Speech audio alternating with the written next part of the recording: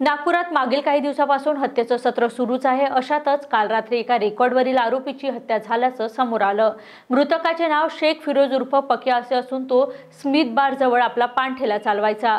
वर्चस्वासाठी हत्या झाल्याची चर्चा असून वाठोळा पोलीस स्टेशन हद्दीत ही घटना घडली आहे।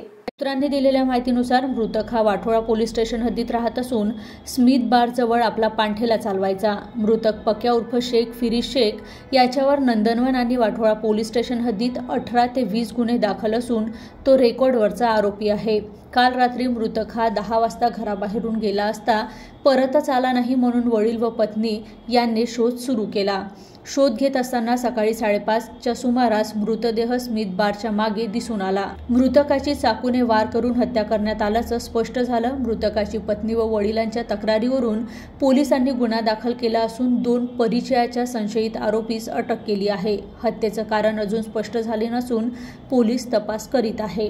आज सकाळी 7च्या सुमारास पोलीस स्टेशनला एक माहिती प्राप्त झाली की वाठोडा पोलीस स्टेशनच्या हद्दीमध्ये स्मिथ बारच्या मागे एक व्यक्ती मयत अवस्थेत आहे।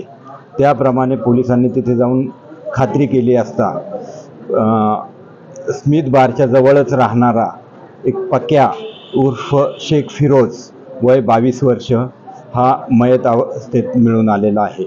त्याबाबत पोलीस स्टेशनला गुन्हा दाखल करण्यात आलेला आहे आणि याच्या हत्या का झाली याचा शोध घेण्यात येत आहे व आरोपींचा शोध चालू आहे। याच्यामध्ये 2 संशयित इसमांना पोलिसांनी ताब्यात घेतलेले आहे। यापूर्वी वाठोडा पोलीस स्टेशनच्या अगोदर नंदनवन पोलीस स्टेशन होतं।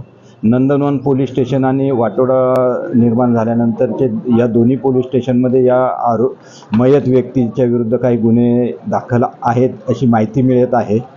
तसेच हा मयत व्यक्ती हा स्मिथ बारच्या जवळच खाद्यपदार्थ विकत होता आणि तेथेच तो राहण्यास होता।